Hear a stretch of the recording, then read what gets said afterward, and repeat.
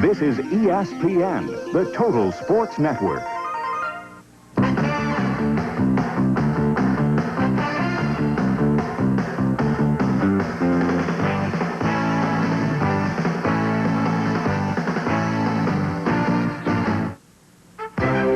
It's time to say goodbye. Up next on SportsCenter, Mike Schmidt says adieu. The Yankees bid Tommy John farewell, while Rick Pitino looks like he'll call Kentucky home. Michael may be the best, but he can't do it alone. Nolan brings his heat. The Orioles take it deep. Is Pasquale fired up? You bet he is. Next on SportsCenter.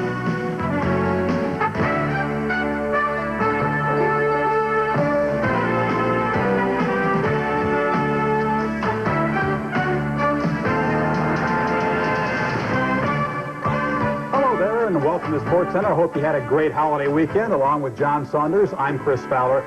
Well, baseball said goodbye to one of its all-time greats on Monday, and really, it's nice that he had the good sense to get out before his skills really deteriorated. We can remember how he was. Mike Schmidt said that more than anyone, that he wanted to get out when he wanted to get out and not when the fans wanted to see him leave. Mike Schmidt, without question, the best hitting third baseman in the history of the game, and along with Brooks Robinson, tops in fielding as well. He's a member of the 500 home run club, has a house full of gold gloves, and a World Series title to go with it. He'd achieved the toughest things in the game, and there was little left to accomplish. But as Chris Myers tells us, the toughest thing Mike Schmidt ever did in baseball was saying goodbye. It was the end of an era. One of third base's all-time best, Philadelphia's Mike Schmidt, surprisingly and emotionally called it quits after a long and successful career.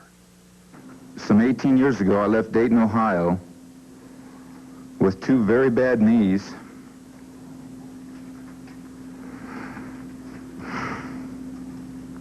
and a dream to become a Major League Baseball player.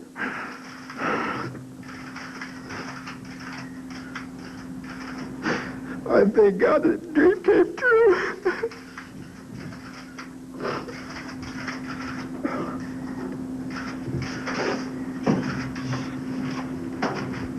At 39 years old, Schmidt leaves baseball 7th on the all-time home run list with 548. He was an 11-time All-Star, 8 times leading the National League in homers. But in this, his 18th season with the Phillies, he was hitting just .203. He says he reached his decision Sunday in San Francisco when he went 0 for 3 with an error. I've always said that when I don't feel I can perform up to those standards, that it would be time to retire.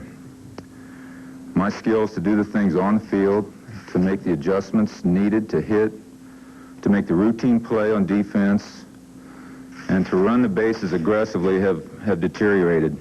I think he's right. You know, I think Mike's got a lot of pride. And when he realizes that the fastball he used to hit out of the ballpark, he can't hit out of the ballpark. The plays that he used to make at third base when he won all those gold gloves, he can't make anymore. He feels as though that's a deterioration of his talents, and he felt that because of his pride, it was time to hang him up. Members of his team flooded the news conference prior to Monday night's game in San Diego, not wanting to let go of the greatest player in Phillies history.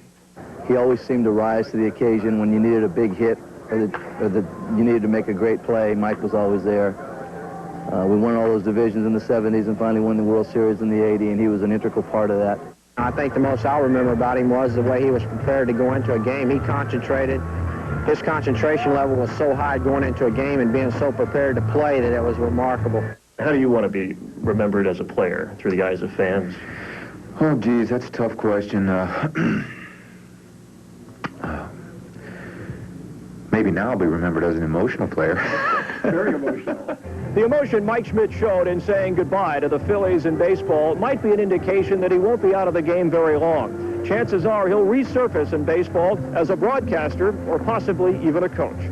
From San Diego, Chris Myers, ESPN. Mike Schmidt now awaits the Hall of Fame in 5 years. He'll join these two as the top 30 home run hitters. Not bad company. Hank Aaron, the all-time home run king, and Babe Ruth, who was second. Aaron with 15 seasons of 30-plus. Ruth and Schmidt with 13 apiece. While Mike Schmidt's retirement is his own choice, the Yankees' Tommy John is not being afforded the same courtesy. New York has told John to retire or else they will release him. Tommy John is 46 and was the Yankees' winning pitcher on opening day this season, but since then he's gone just 1-7. He'll be replaced by Jimmy Jones, who's called up from Columbus. Now, John says he's already been contacted by several other teams and has no desire to retire. Started his career in '63 with the Cleveland Indians. In addition to his effectiveness, was also known for that ligament transplant back in '74 when his career was supposed to be over at that time. But he helped the Dodgers win 2 pennants, just 12 wins shy of 300, and one of only 5 pitchers with 700 career starts. Okay, John, as Tommy John leaves New York, he may run into Rick Pitino at the airport. Of course, Rick's flying around in private planes these days. Pitino may be bound for the Bluegrass State. Reports from Louisville and New York Monday say that Pitino has tentatively accepted an offer to coach at the University of Kentucky. No comment yet from the school, but WCBS TV in New York is reporting that Pitino will announce his decision to leave the Knicks on Thursday. Meanwhile, the Pistons and Bulls continued their indoor rugby series Monday afternoon. That's about how physical it's been near the hoop in that series. Turned a little bit desperate going into Game 4 after feeling they gave away Game 3. And Michael Jordan's 46 points sent Chuck Daly back to the defensive drawing board. He came up with Plan Q for quadruple team. Let's go to the Madhouse on Madison Street. The Bulls fans looking for a 3-1 lead in the series, but Jordan was throttled all day long. Watch as he drives 3 or 4 Pistons over there, hammering him and forcing bad shots. The other Bulls picked up the slack in the first half. Scottie Pippen on the block of Vinnie Johnson. After the hesitation, decides, I'll take it all the way, and the slam dunk. Chuck Daly a little bit depressed. Bulls led most of the first half, but the Pistons get their first lead right here as time winds down to the second quarter. Isaiah hits the three-pointer. 42-39 Detroit after a low-scoring first half. Bulls on an 11-2 run. Isaiah misses. Horace Grant, as he's falling, gets it ahead to Pippen. And the play right there, Bulls led it by 5. But in the second half, the Pistons bench would make the big difference. James Edwards, they called on him time and time again in the lane. Edwards, the go-to guy, had 13 points. Meanwhile, the Pistons capitalizing on the miss of Craig Hodges, who had a tough day. Vinnie Johnson will find Rodman. And the high banker Rodman had 7 points, 18 rebounds. The microwave did his part, driving past Hodges. Watch the spinning layup right there. Tough day for Craig Hodges on the defensive end, and the Pistons win it 86-80. Jordan held to 5 of 15 from the floor, just 23 points, only 11 in the last 3 quarters. Isaiah had 27 points, but credit Detroit's rebounding, and that man, Dennis Rodman, 8 offensive rebounds, a playoff career high of 18, and the Pistons had a plus 16 rebound margin. You can make up for bad shooting when you out-rebound the opposition like that. Now, Game 5 in Detroit on Wednesday night. The Bulls have given away the home court advantage in the series now. Mike Schmidt retired today, and Tommy John has been given his ultimatum. Some of the game's elder statesmen now in line for the Hall of Fame.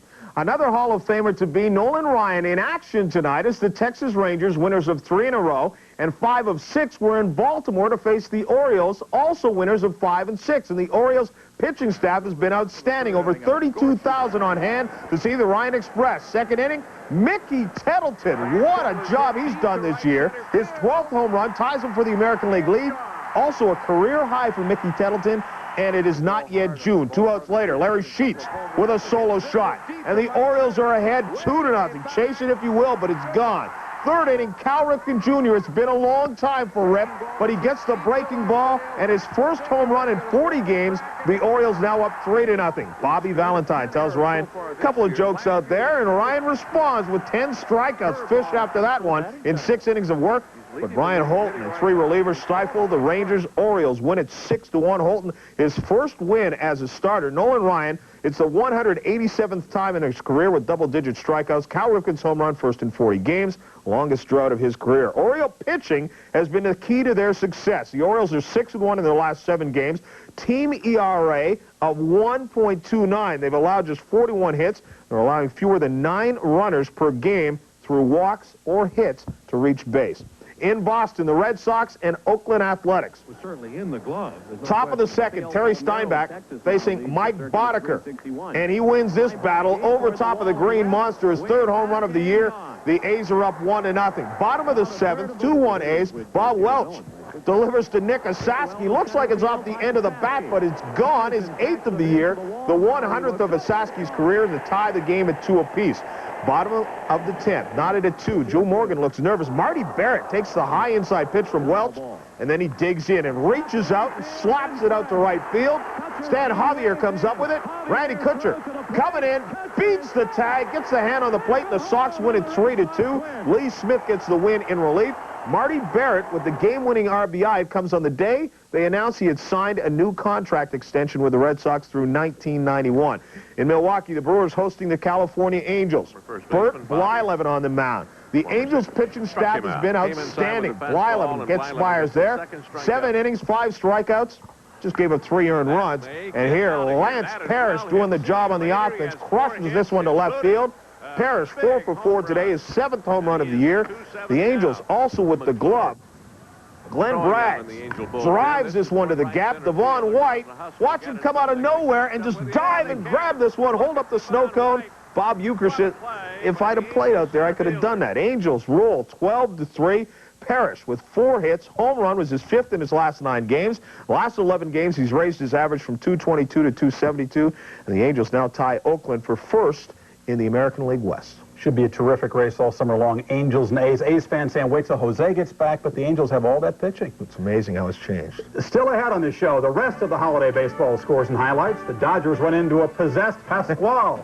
And the Padres send Bruce Hurst to the hill. Plus, day 1 on the red clay of Paris. Some upsets already. But first, as we go to break, here are the top 7 home run hitters of all time. Mike Schmidt finishes his career ahead of guys like Mickey Mantle and Ernie Banks, and just behind Reggie.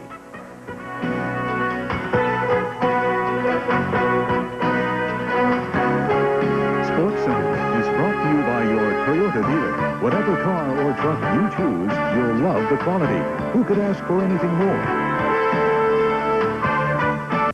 This week on ESPN Scholastic Sports America, we introduce you to scrums, rucks, and mauls. It's the sport of rugby. Teams from around the country meet in Salt Lake City for the National High School Championship this week on Scholastic Sports America. Welcome back to SportsCenter, to the National League now. The sad news for Phillies fans Monday, Mike Schmidt retiring. And the worst news, the season continues. It's been a rough one so far. The Phils have the league's worst record. They've dropped 9 of 11 as they began the post-Schmidt era Monday night in San Diego. Chris James, the man taking over for Schmidt at third base tonight, and watch the play he makes on Carmelo Martinez. Going deep and then making the force play right there. Not as good a day at the plate as he went 0 for 4. Tony Gwynn gets the Padres bats going in the first. Roberto Alomar on base, and Gwynn with the base hit. Alomar comes in to score, and the Padres have a 1-zip lead. No need to slide there, Roberto. Bruce Hurst took care of the rest from there. As, one of the best in the business of picking runners off. 4th time this year he's done that. Zicky Thon gets caught there, and the shutout is preserved as the Padres win it 1-zip. Mark Davis came in and got 1 out to pick up his 16th save. 10 of 12 now for Philadelphia. In Dodger Stadium, the Expos were in town with the hot pitching lately. Tim Leary on the mound for the Dodgers. He shut out the Expos twice last year. In the 2nd inning, Dave Martinez to right field. Spike Owen, Kevin Gross score. Montreal up 2-zip. Bottom of the 3rd now. The bases are empty, and Jeff Hamilton trying to cut into some of that lead against Gross. Gets all of this one. That's the Montreal lead at 2-1. Hamilton's 2nd home run of the year off of Gross. Bottom of the 6th. Kurt Gibson on 2nd. Eddie Murray singles into center field. Kurt Gibson chugs around, and it's a 2-2 tie. 2 batters later, 2 men on. Mike Scioscia hits the ball down the first base line. Andre Scalawag, the great diving play, and gets Gross covering right there. Now the top of the ninth, Galarraga does it off the glove of Eddie Murray right there. In comes Rex Hudner, the pinch runner, and the Expos win it 3-2. The Mets struggling on their West Coast road trip, taking on the Giants Monday afternoon, and the Giants beat New York 3-2. Lefferts picking up his 9th save, and the Giants now have sole possession of first place. Mets catcher Gary Carter spent his holiday in a hospital bed. Carter had arthroscopic knee surgery in Birmingham. Doctors remove 8 loose pieces of cartilage. The Mets co-captain will be out at least 6 weeks. Now, being a leader in New York can be hazardous to your health. Keith Hernandez, the Mets' other co-captain, is out with a fractured kneecap. And the skipper, Davey Johnson, is suffering from 2 ruptured discs. Johnson may need back surgery, and that might force him to leave the team for weeks. Doctors will make a decision on Monday.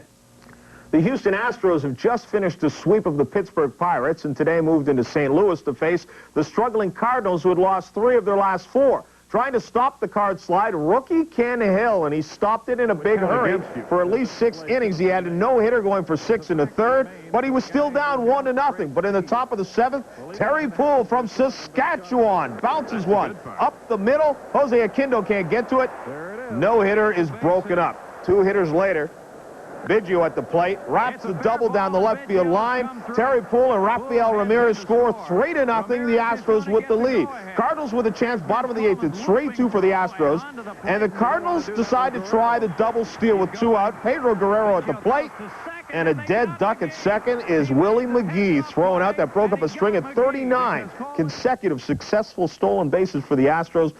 But they win the game. The Astros win the game 3-2. Bob Knepper pitched 7 1/3 for the win. The Astros 4th straight. Astros 8th straight on the road, tying a team record set in 1971. In Pittsburgh, the Pirates and the Cincinnati Reds.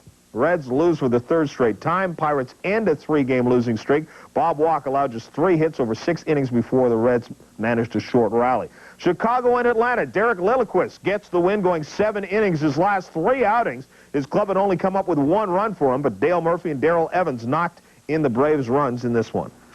The Kansas City Royals are playing it safe with Willie Wilson's shoulder injury. The outfielder was placed on the 15-day DL to treat his tendonitis. Wilson, the league batting champ in 1982, has struggled at the plate so far. He's hitting .192 with 11 RBI. Jim Eisenreich, who has been hot, filling in for Wilson with 6 extra base hits in the last 3 games. Royals took their cuts against Frank Viola Monday at Royal Stadium. Viola looking for his 4th win in the last 5 starts, and Kansas City changing their batting order. Bottom of the 2nd, no score, and the twin killer Danny Tartable called out on strikes right there. He's not going to be too happy about it. Goes back to the dugout, starts yelling, and Dale Ford throws him right out of there. Tartable's replacement, Gary Thurman, in the 3rd. 2-zip Kansas City. And Thurman says, hey, just let me play ball off. Lifts the one into center field.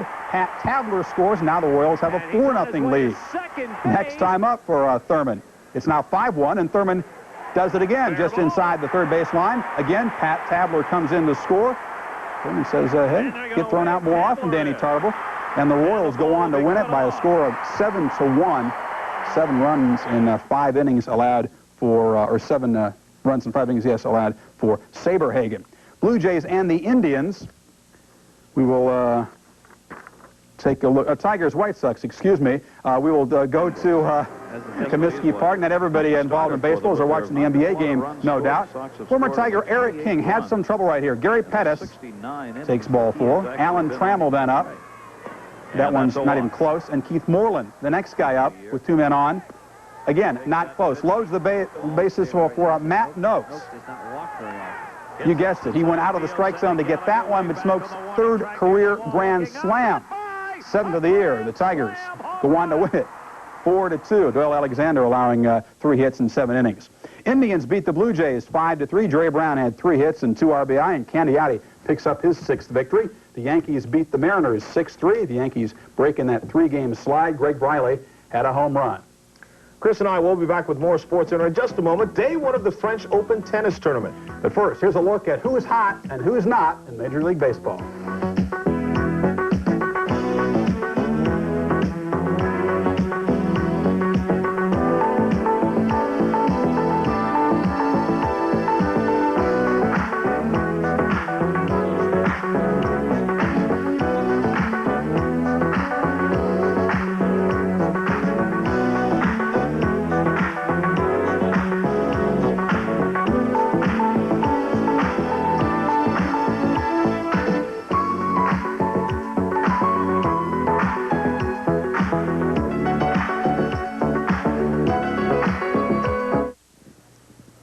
Hey, don't get me wrong. I enjoy looking at ladies in bikinis just like the next guy.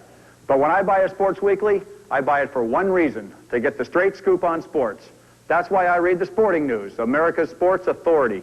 It gives you terrific baseball coverage by 40 top writers on the scene where the action is, plus more stats and inside stuff than any other Sports Weekly. So if you want swimsuit pictures, sailboat stories, or funny videos, better look somewhere else.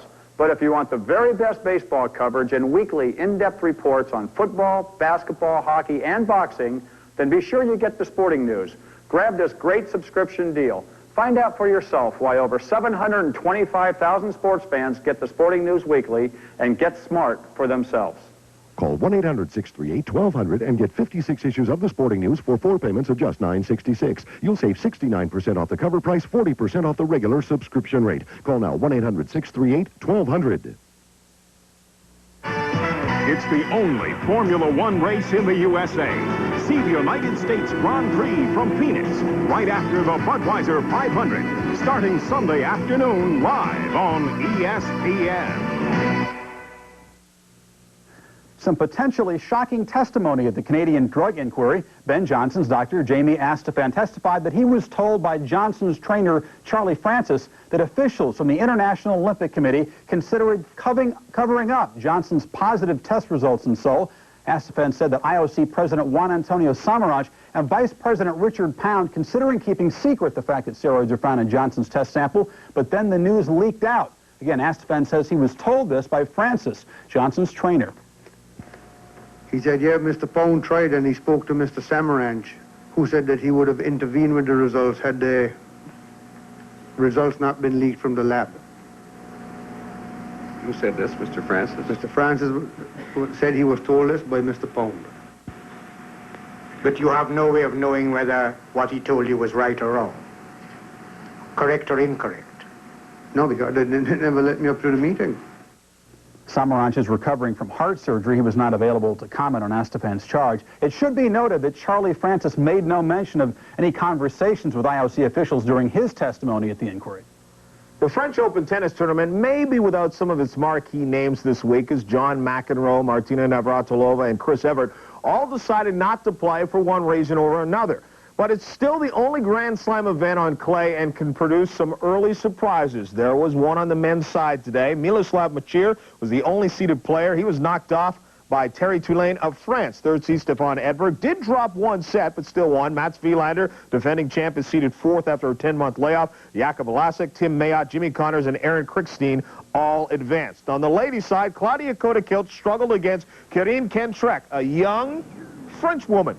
She hit the ball extremely hard today at Claudia Koda-Kilch, and Koda-Kilch just did not respond as she can't get to that passing shot. Match point for Kentrek. She finally gets the winner, and a look of exhaustion, 4-6, 6-2, 8-6. And Claudia Koda-Kilch was the only one amongst the top seeds to lose, and these are the top-seeded winners. Steffi Graf, again, no problem, less than an hour. Gabriela Sabatini didn't even lose a game. Elena Sakova and Zina Garrison all advanced. ESPN's coverage of the French Open continues Tuesday morning at 9 a.m. Okay, time now for our sports person of the week. It's that Yosemite Sam lookalike who finally got his rabbit. The Calgary Flames' Lanny McDonald had a terrific career, but spent most of it with bad teams like Toronto and Colorado, and had never won a Stanley Cup. Before this past season, he decided to give it one more shot, and his persistence led to a happy ending. McDonald had struggled in the playoffs, hadn't played much in the finals against Montreal, but the goal right there, a critical one in Game 6, puts the Flames ahead to stay. And then afterwards, McDonald finally gets to hoist Lord Stanley's hard work. I think he wore a smile for about 3 days. And retiring on top, Lanny McDonald is our sports person of the week.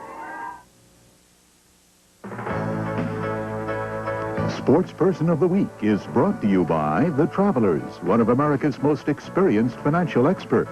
You're better off under the umbrella. Sunday at the Northeast region of the NCAA baseball tournament in Waterbury, Connecticut, tiny Lemoyne College of Syracuse rallied from a 13-run deficit to beat Penn before knocking off Arizona State and advancing to today's final against Arkansas. The winner would be headed to Omaha for the College World Series. Well, going on to Omaha as the winner from the Northeast, tiny Lemoyne College didn't pull it off. Arkansas's Norm DeBryant's 700th career win, so he's headed to Omaha. From the East, Miami, 9th time in 11 years. Atlantic, it's the Florida State team with the Seminoles going in for the 3rd time in 4 years. From South, North Carolina. From Central will be LSU. The Midwest, Texas, Clint Gustafson's 1100th career win, making his 25th appearance in Omaha. From the West, number 1, Long Beach State, and West 2, Wichita State. You can see it all here on ESPN starting on Friday. Wonder if Lemoyne has a lacrosse team. The two teams of the 80s in college lacrosse squared off Monday for the national championship. Syracuse trying to repeat as champs, and their rivals, Johns Hopkins, fighting for the school's 7th national championship in the 18 years of the tournament. Syracuse with an offensive style, Johns Hopkins the defensive style. Excellent game. Syracuse coming out on top 13-12. The Orange are the first team to repeat since Johns Hopkins did it in 84 and 85. Bob Waters played in the National Football League with the San Francisco 49ers. He coached Western Carolina for 20 years, but his most courageous battle came over the last 7 years fighting Lou Gehrig's disease, a battle he lost today at age 50. He coached the last 2 seasons from the sidelines in a wheelchair after loss of the use of his arms and legs. A member of the Western Carolina Hall of Fame, Waters leaves the sporting world much more than what he gave between the sidelines. Funeral services are scheduled for Thursday. Bob Waters, dead at age 50.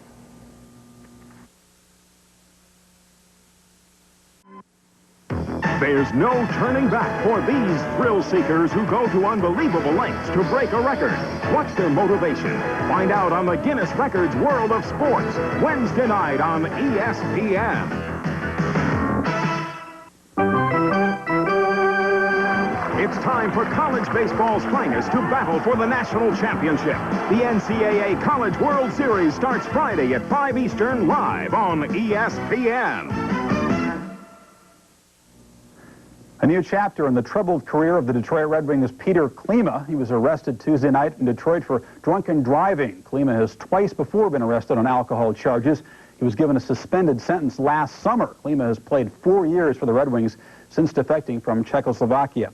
And one other note, Donnie Lalonde, the blonde bomber from Canada, has announced his retirement from boxing, said he could no longer justify hurting other people for his gain. So I guess you better get out unless you're going to stand there and take punches. He's extremely spiritual. He's into yoga and many Zen forms of other forms of spirituosity, if you will.